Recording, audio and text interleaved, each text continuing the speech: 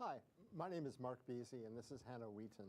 And we're at the Contingent Management Team meeting for the US contingent of the World Scout Jamboree. We thought we would take a break from our meeting of planning our program for the World Jamboree to answer some of your questions that have come up on Facebook. And so with me is Hannah, and we're going to go through a couple of questions that we've heard frequently, and then we'll turn it over to you. So if you've got questions you'd like to ask us about the US contingent for the World Scout Jamboree, send your question to us on Facebook on this feed, and our fine staff of Brant and Travis will look at that and then give us a question in just a few minutes. Okay, so the first question is one that we've been getting a lot, and it's, when will I know if I've been approved to go to the World Scout Jamboree? Oh, that's a big question. Thanks, Hannah. You know, the answer is different for participants, international service team, and adult volunteers. And let me explain the process just briefly for you. For participants, there's really two levels of approvals. One is your council, and the other is national, on the contingent level. We looked at the numbers this morning at the Contingent Management Team, and many of those people who have applied already have council approval, and now they've gone to national approval.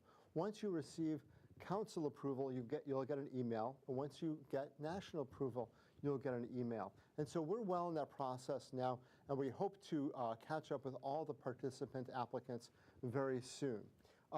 For adult leaders, the number of adult leaders we need really depends on the number of units we have. So some adult leaders may get notified relatively soon. Others, it may take months to get notified, depending on how many units we have and how applications come. So that'll be kind of a rolling basis. For the International Service Team, that's our staff. We also call it IST. For the IST, you also need council approval, and then it goes to the host team. And the host team is the organizing unit made up of the three countries, US, Canada, and Mexico, and they determine which staff jobs are available and are needed. And there'll be a matching between our applications and what they need. So some IST may hear relatively soon if there's an opening and it's a known opening. Other IST may not hear till the middle of this year, end of this year, or maybe even the beginning of next year. So please be patient. We're going as quickly as we can, but every group kind of has a different approval process. But for a lot of the Scout participants, you can expect to be hearing from the council and national probably in the near future. So Hannah, one of the questions that we get a lot is, should I pay my March payment even if I haven't heard if I'm in yet? Okay, and the answer is yes. The next payment is due on March 15th, and we ask that everyone who's applying, please keep up with your payment schedule that's on our website, which is wsj2019.us. A link will be sent in your email to pay by March 15th in the next few weeks. And if you are not approved, please keep in mind that all of your money that you've paid will be refunded. Another question that we get asked is, when is application going to close? And the answer to that is that we don't know yet. It's whenever we fill up our contingent. So apply as soon as you can so you can secure a spot in our contingent as soon as possible. Great, thanks. One thing that people want to know is, why go to World Scout Jamboree? What am I going to get out of it? What is it going to be like? You know, one of the questions that I hear is, Mark, I went to a national jamboree. Why would I want to go to the World Jamboree? How is it different? It's still at the summit. And the World Jamboree at the summit will have a lot of the same exciting high-adventure program elements we have at the National Jamboree. The zip lines, the aquatic sports, the shooting sports. But what makes a World Jamboree different is the people that you're going to be with. This is a global village of 50,000 scouts from 169 countries, and you camp together for a week and a half. I was fortunate to be a scoutmaster at the last World Jamboree in Japan, and our scouts lived for that time right after dinner, because after dinner is free time. And so they rushed through dinner, they rushed through cleanup when they did cleanup, and they disappeared. And you would see them all around camp. I remember people walk around our camp after dinner. You might find some of our scouts having tea with the UK scouts. I remember coming across a Scottish ceilidh with 60 scouts in World Jamboree kilts, dancing first traditional dances, but I came back 2 hours later and they were having a Kaylee rave with techno pop music, and which went to all hours of the night. You'll see people patch trading. You'll see people learning different cultural songs and dances, just hanging out and making friends. And those friendships that you forge at the World Jamboree often stay with you for the rest of your lives. I came across a gentleman who went to a Jamboree more than 40 years ago. We were talking about Jambo stories. And he says, you know, I made friends with some scouts in Sweden that not only do I still keep up with, but I still see every couple of years. And it's those friendships you build at Jambo. So the difference between national and world, the friendships you make, and that feeling of living in a global village that really, outside of the Olympics, you won't get any other place on the planet. Wow. So that's a little bit about the Jamboree. Hannah, tell us about the eligibility. Who can go to the Jamboree, and what are the criteria for going? Yeah, so there's no prior scouting experience or rank that's needed to go to the World Scout Jamboree. The only thing to be a youth participant is that you have to be between the ages of 14 and 18 at the time of the Jamboree, and that's a standard set by the World Organization of the Scouting Movement, which is organizing this event. Another thing that's really important is that you have to be a registered scout, and you also have to be in good standing with your council so you can get that approval. But other than that, those are the only criteria that you need to be a youth participant at the World Scout Jamboree. For the international service team that we mentioned before, the criteria might be a little bit different depending on what job you have, because certain positions require certain things in order to be eligible for them. So that's the only difference between being a participant and being on IST.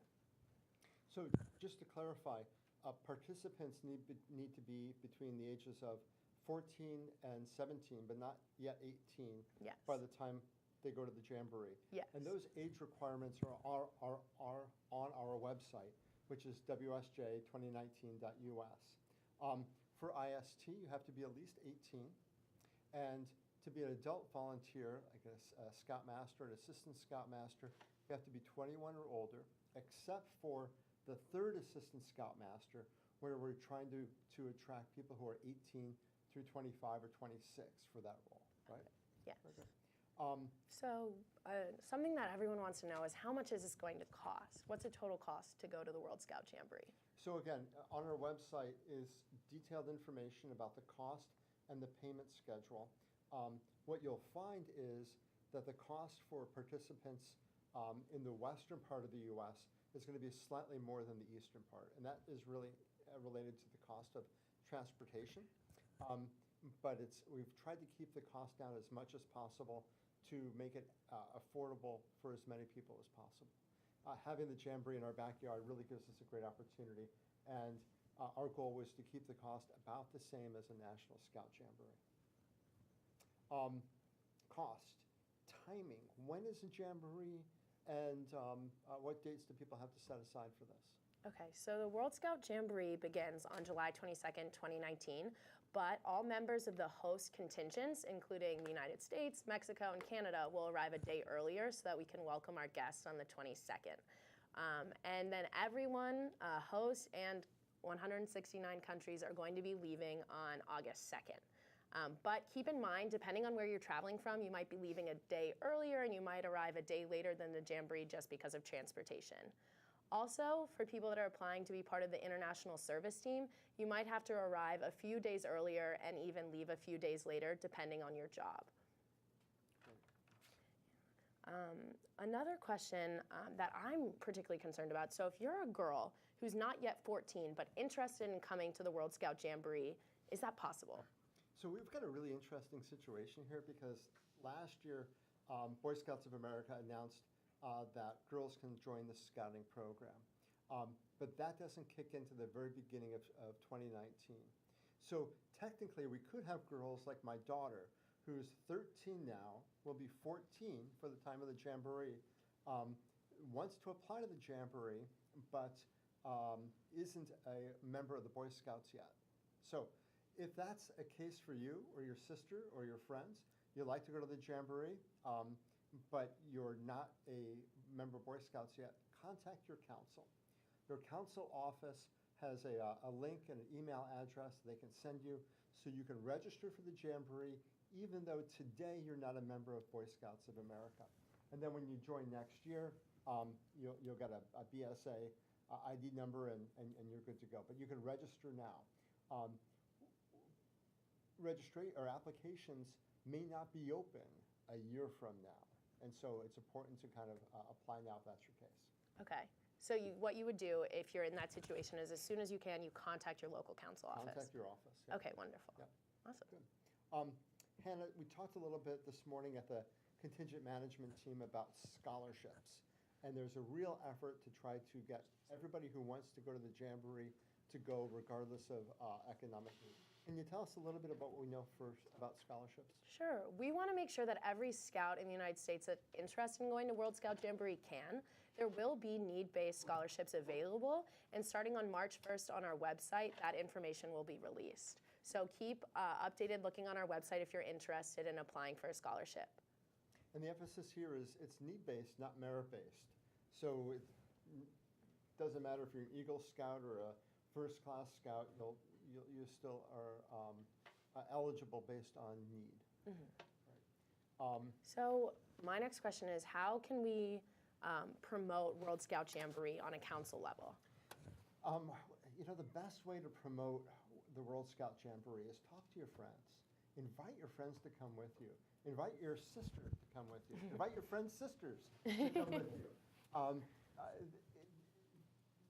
The World Scout Jamboree is a tremendous experience, and we have a rather limited amount of spaces to fill, and it will be a life-changing experience. So talk to your friends.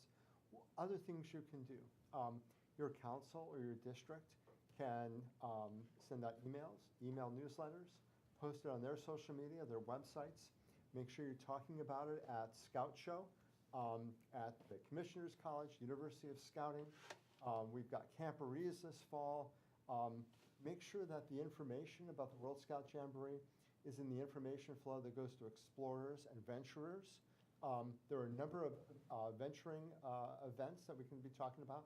In fact, we've got a Winterfest going on. Want to tell us a little bit about Winterfest? Yeah, sure. So there's an exploring event going on in Gatlinburg, Tennessee this weekend called Winterfest.